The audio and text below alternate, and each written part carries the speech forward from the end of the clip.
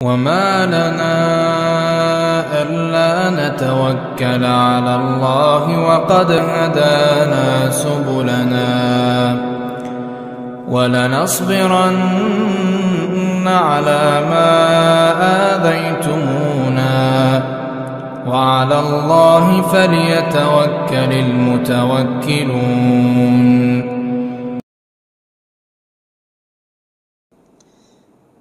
Yang meriwayatkan dengan Allahumma inni a'udzubika juga dari Abdul Aziz ibn Suhaib, tapi dari murid Syu'bah ibn al-Hajjaj, Hammad ibn Zaid, yang meriwayatkan dengan lafaz a'udzubillahi minal khubuthi wal khaba'ith.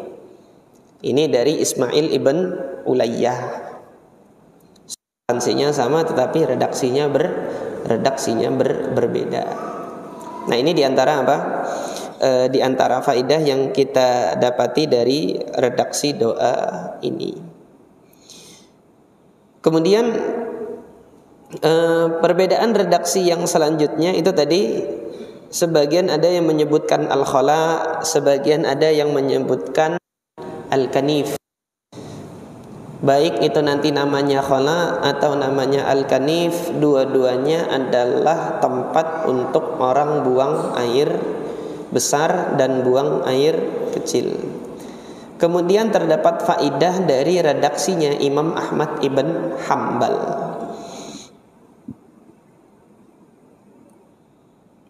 Di antara redaksi nanti yang dibawakan oleh Al-Imam Ahmad ibn Hanbal, Nabi SAW mengatakan bahwasanya al-kanif al-hushus, inna hadzal hushus muhtadirah.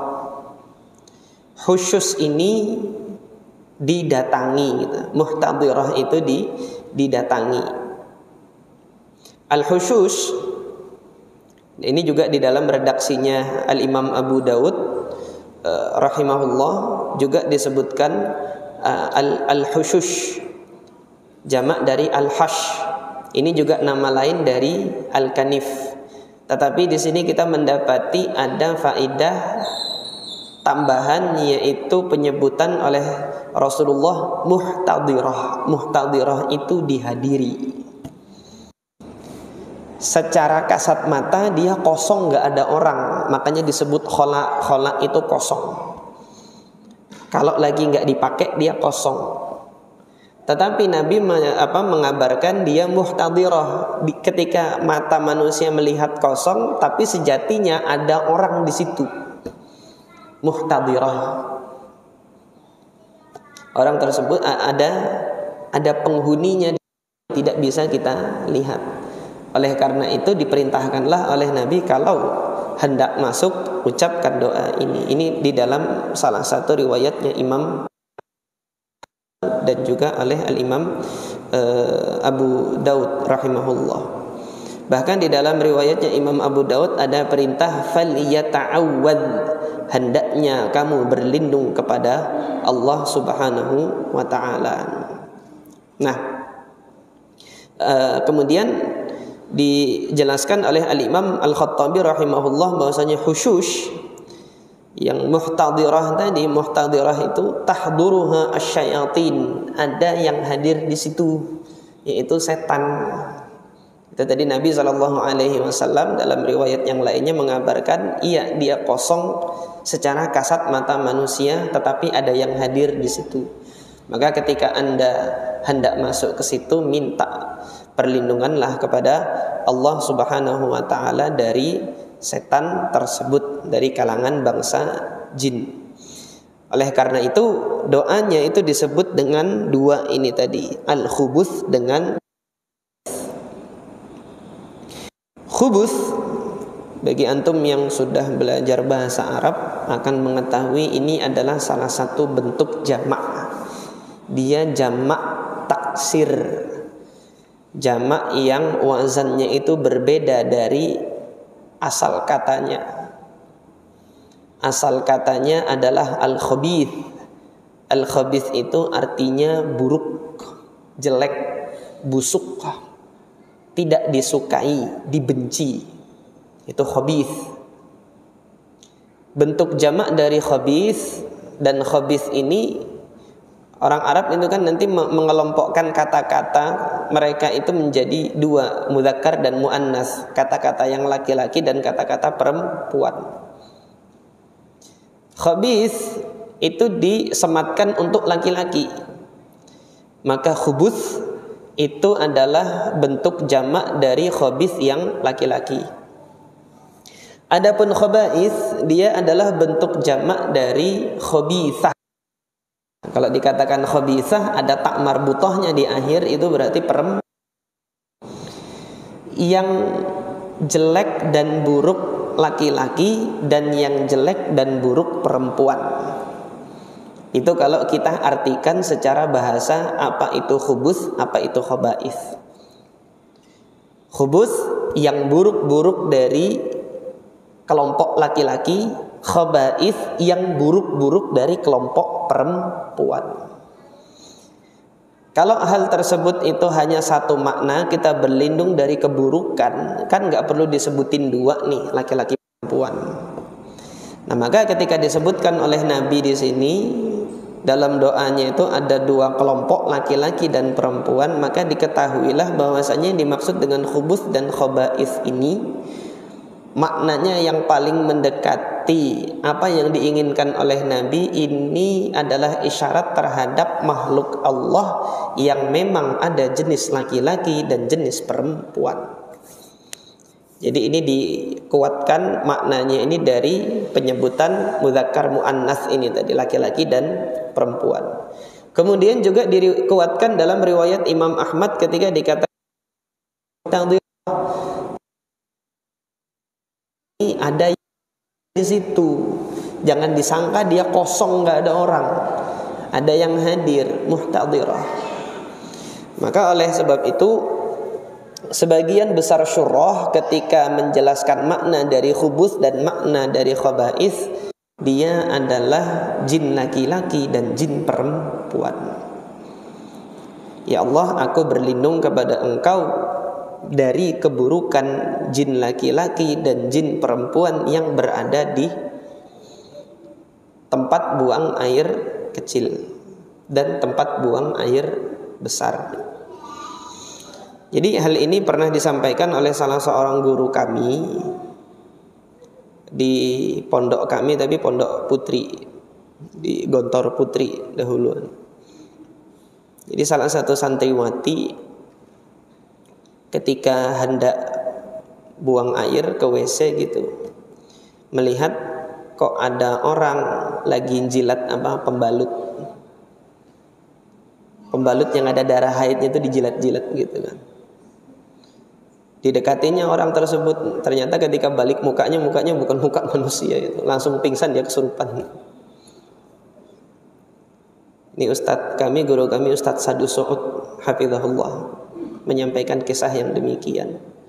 Maka waqad sadaqan Nabi sallallahu alaihi wasallam, kalau memang ini kisah benar, Nabi sallallahu alaihi wasallam tidak berdusta.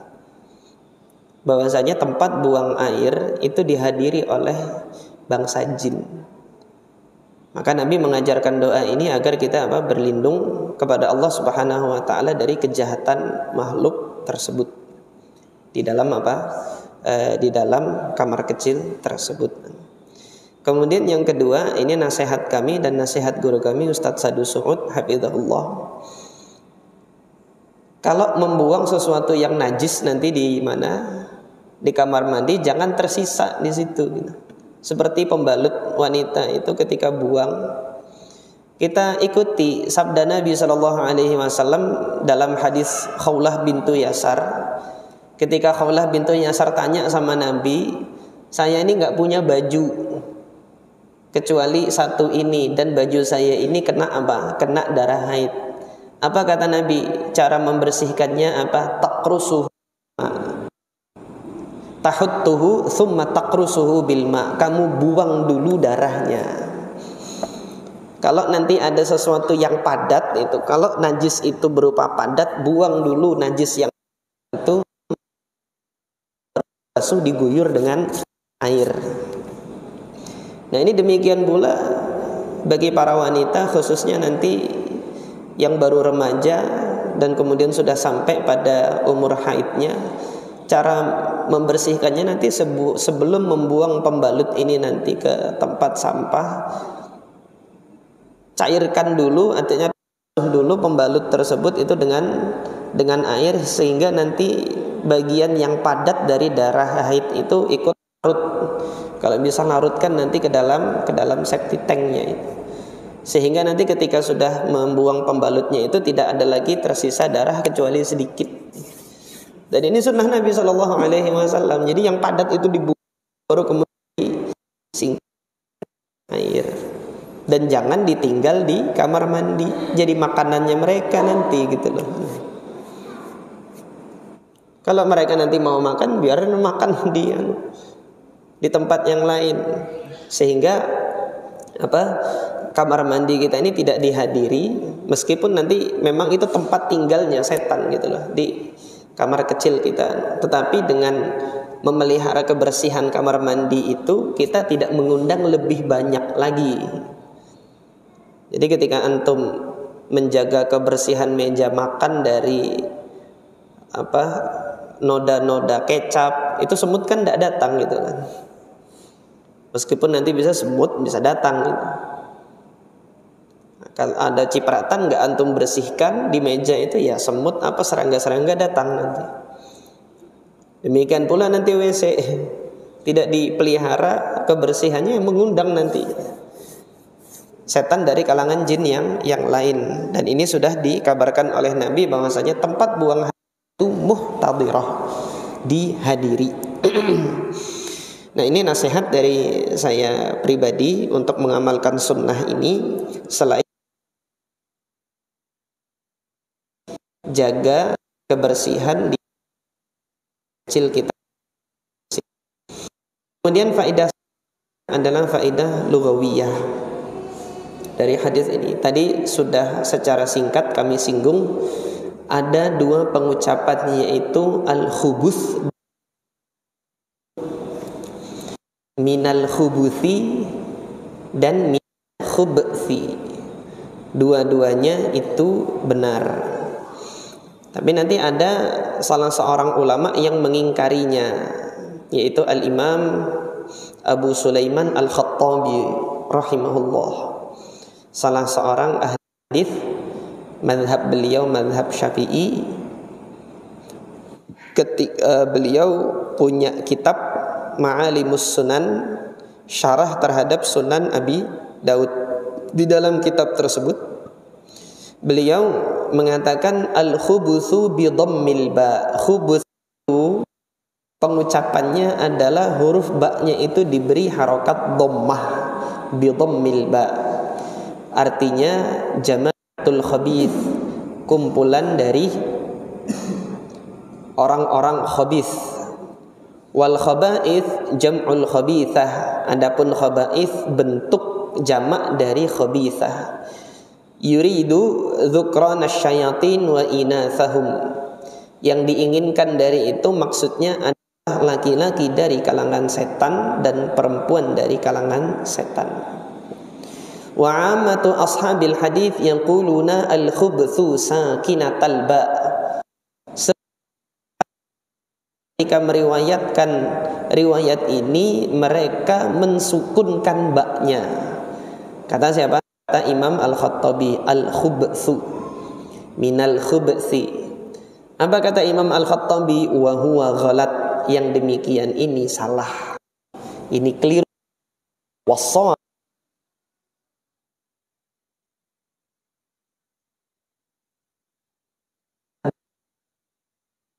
didhammahkan. Ini pandangannya siapa? Al-Imam Al-Khattabi rahimahullah. Masalah harokat aja dikomentari. Ini ilmu. Pandangannya Al-Imam Al-Khattabi disanggah oleh Al-Imam An-Nawawi rahimahullah. Kalau bahasa kita hari ini dibantah. Hanya saja perbedaannya, kalau kita lihat bantah-bantahan para hampir bisa dikatakan nggak ada adab. sebagian, enggak semuanya. Maka di sini kita lihat bagaimana adabnya Imam An-Nawawi ketika membantah. Membantah itu aja udah kasar banget kalau bagi saya gitu loh. Menyanggah kekeliruan dari Al-Imam Al-Khattabi. Apa kata Al-Imam An-Nawawi? Wa hadzal ladzi ghallatahum fihi laisa bighalat. Yang dianggap ghalat, yang dianggap keliru oleh Al-Khattabi ini sebenarnya tidak keliru. Wala yasihhu ingkaruhu, tidak dibenarkan pula mengingkarinya. Mengingkari apa? Jawazal iskan, kebolehan untuk mensukunkan huruf ba itu. Ini masalah sukun sama dhammahnya jadi perdebatan. Tapi yang kita pelajari sini gimana adab para ulama ketika menyanggah satu sama lain. Isa sudah ya? Belum? 4 menit lagi ya. Kita lanjutkan komentar Imam An-Nawawi, fa innal iskana jaizun ala sabilit takhfif. Mensukunkan huruf ba itu dalam rangka pengucapan yang ringan itu dibolehkan dalam bahasa Arab. Jadi dalam bahasa Arab itu memang ketika ada kata-kata yang berat untuk diucapkan kemudian disukunkan untuk meringankan pengucapan, ini diperbolehkan. Kama yuqal kutubun wa rusulun wa unuqun wa udhunun. Ada bentuk-bentuk jamak seperti kutubun, ini jamak dari kitab. Rusulun jamak dari rasul. Unuqun, ini untuk leher unuq. Dan kemudian udhunun, ini bukan bentuk jamak. Unuq sama udhun. Wa nadhairuhu, yang semisal itu gitu kan, yang dhammahnya itu diulang 2 kali kan. Kutub itu kan kutub, yang pertamanya dhammah, keduanya dhammah. Sebagian orang Arab berat mengucapkan harokat yang sama itu 2 kali. Maka untuk meringankannya salah satunya disukunkan, yang kedua disukunkan. Fa kullu hadza wa ma ashbahahu jaizun taskinuhu bila khilaf inda ahli al-arabiyyah. Kata-kata yang demikian ini yang ada pengulangan pengucapan harokat yang sama ini gitu kan, kata Al-Imam An-Nawawi, ini boleh disukunkan untuk huruf yang keduanya tanpa adanya perbedaan pendapat di tengah-tengah para ahli bahasa Arab, inda ahli al-Arabiyyah. Wa huwa babun ma'rufun min abwabit tasrif. Bahkan di dalam studi bahasa Arab ini ada bab tersendiri yang sudah dikenal oleh para ahli bahasa Arab tentang kebolehan mensukunkan huruf kalau pengucapannya itu berat. Ini adalah salah satu bab di dalam pembahasan ilmu shorof min abwabit tasrif, kata beliau rahimahullah. Coba lihat ketika Al-Imam An-Nawawi menyanggah pandangannya Al-Imam Al-Khattabi rahimahullah, ada enggak nada-nada untuk merendahkan Al-Imam Al-Khattabi? Enggak ada sama sekali. Cukup di mana Al-Imam Al-Khattabi itu tidak dapat diterima pendapatnya, Al-Imam An-Nawawi rahimahullah kemudian mengatakan yang demikian ini tidak benar. Apa alasannya enggak benar? Ini punya data. Karena ada datanya begini sudah ini enggak benar. Tetapi nanti ucapan-ucapan bumbu-bumbu yang setelahnya itu mengatakan ini berarti yang bersangkutan ini kurang pengetahuannya di ilmu ini. Enggak begitu. Tidak sebagaimana kita hari ini gitu kan. Ada salah satu saja nanti dari seorang dai, seorang ulama udah dibully habis-habisan. Ini ilmu sorofnya ini enggak apa ya, belum sampai sudah berani ceramah gitu. Nahunya aja belepotan kayak gini sudah berani ceramah. Udah jadi dibully habis-habisan. Nah, dalam hal ini selain kita mempelajari fikih dari hadis ini, kita malam ini alhamdulillah belajar dari adabnya para ulama ketika menyanggah pandangan-pandangan yang kurang tepat Ini kalau saya memilih bahasa kurang tepat. Saya tidak mengatakan salah gitu. Tetapi apa, kurang tepat. Jadi cara menyanggahnya gimana? Ya kalau memang tidak sependapat, saya punya data begini gitu kan. Data yang dimiliki oleh ulama yang disanggah itu datanya kurang valid, kurang kuat, kita tunjukkan buktinya. Ini kurang valid demikian, demikian dan demikian. Akan tetapi nanti kelanjutannya, bumbu-bumbunya gitu kan. Apakah kita nanti layak untuk merendahkan yang bersangkutan? Inilah yang seharusnya kita hindari, karena muslim yang satu dengan yang lain diperintahkan oleh Allah Subhanahu wa taala untuk saling menjaga kehormatannya masing-masing. Tidak menjatuhkan dan merendahkan muslim yang lain, apalagi kalau dia adalah seorang ulama. Nah, ini yang bisa kita pelajari pada malam hari ini berkenaan dengan adab. Ini adab masuk kamar kecil demikian, dan kemudian adab dalam bantah berbantah secara ilmiah juga demikian. Di terakhir, nasihat saya bagi antum nanti yang hendak mempelajari adab di dalam menyampaikan ilmu, banyak-banyaklah nanti untuk menelaah karya-karyanya Al-Imam An-Nawawi rahimahullah. Karena karya-karyanya Al-Imam An-Nawawi itu penuh dengan adab. Dan kalau kita lihat sejarah, di antara kitab pertama yang memang ditulis oleh Al-Imam An-Nawawi adalah kitab adab dalam menghafal Al-Quran, namanya At-Tibyan fi Adabi Hamalatil Quran. Jadi beliau memperhatikan dengan perhatian yang besar terhadap adab itu.